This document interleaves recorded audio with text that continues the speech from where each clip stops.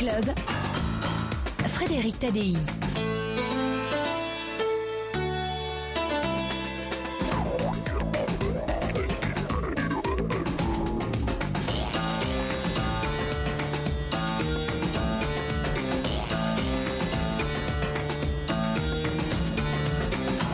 Ce soir, je reçois Yann Fabre, c'est l'une des stars de l'avant-garde. Il recrée au théâtre de Gennevilliers l'une de ses premières pièces et l'une des plus célèbres, Le pouvoir des folies théâtrales. Je reçois Christophe Bataille pour son nouveau roman L'expérience, Isaure de Saint-Pierre pour sa biographie de Louis II de Bavière, le roi des rêves, le philosophe Charles Pépin pour son roman intitulé La joie et Gérald Garutti pour sa mise en scène de Lorenzaccio, une pièce réputée impossible à mettre en scène et que Musset ne vit jamais jouer de son vivant.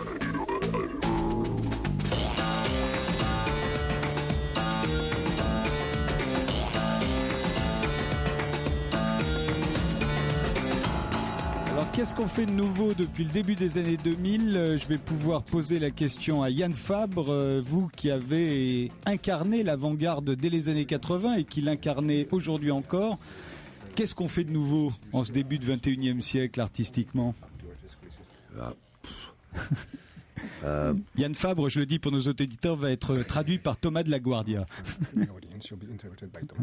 I think that's for me a great change. Écoutez, je crois que After the year 2000, depuis les années 2000, s'il y a eu it's for me un grand changement, particularly my own country, et en particulier dans mon propre the pays, rise of the extreme eh right. bien, je penserai tout d'abord à la montée de l'extrême droite.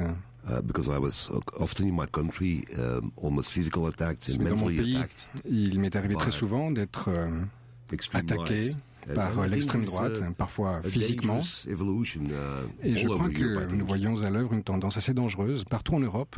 I think a second thing what I'm reflect on is that J'évoquerai également the way we in the Western world deal bien la with this manière radical dont Islamisation. l'Occident approche le radicalisme islamiste. I think we have to start accepting the Je concept crois que of forgiveness. le moment est venu pour nous de mieux approcher, de mieux comprendre le concept du pardon. Yeah.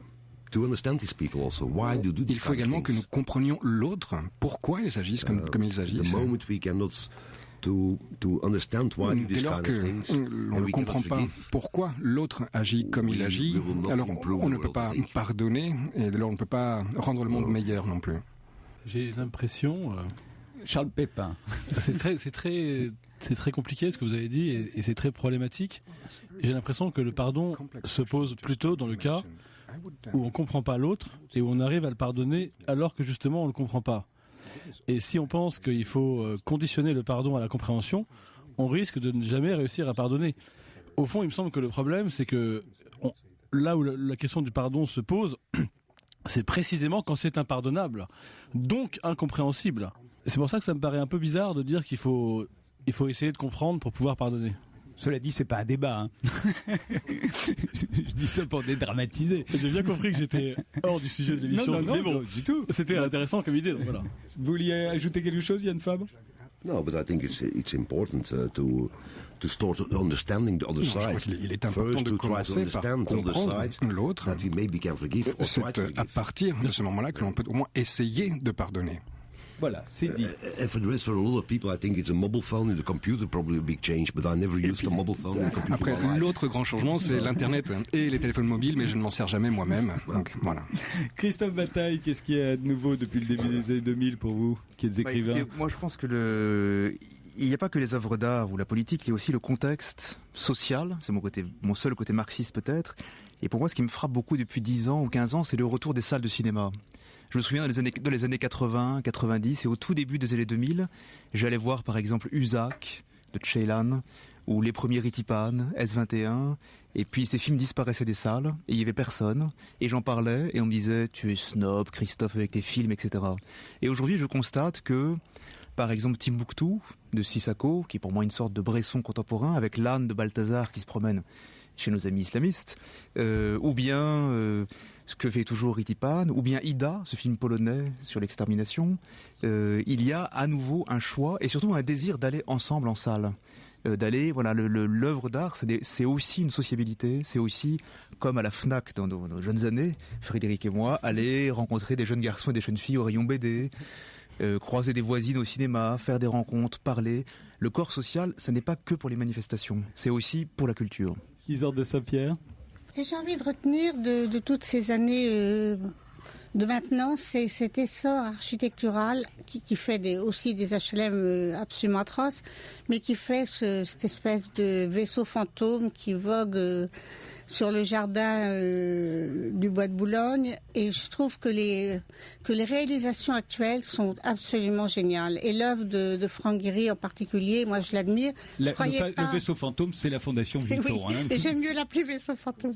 Et je trouve que je pensais qu'il ne pouvait pas surpasser son œuvre à Bilbao, et il l'a encore surpassé. Je trouve qu'arriver à faire des choses pareilles, tout est un miracle d'équilibre et de contre-équilibre.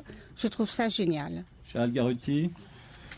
Ce qui me semble nouveau dans les années 2000, c'est tout à la fois l'oubli de l'histoire et le retour de l'histoire. C'est-à-dire qu'on a pensé à partir des années 90 que l'histoire n'avait plus besoin d'exister puisque elle était finie, achevée. On nous a chanté cela.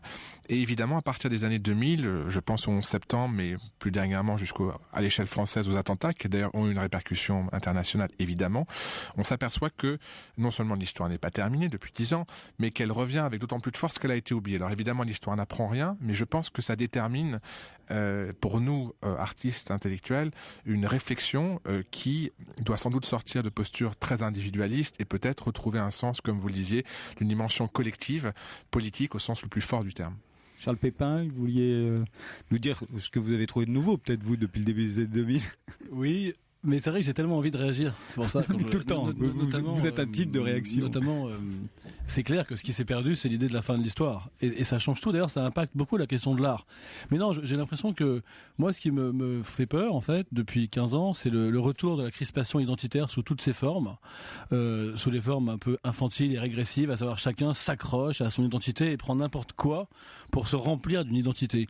Et je crois que ça questionne les artistes que nous sommes, parce que peut-être l'enjeu de l'art et de la littérature notamment, c'est de montrer que l'identité est un leurre, que nous sommes faits de choses mélangées, d'influences contraires, et que finalement nous ne sommes pas déterminés par une identité, mais que nous pouvons devenir, nous brasser et nous réinventer. Voilà. Europe 1. Europe 1 Social Club. 20h, 22h. Frédéric Tadei.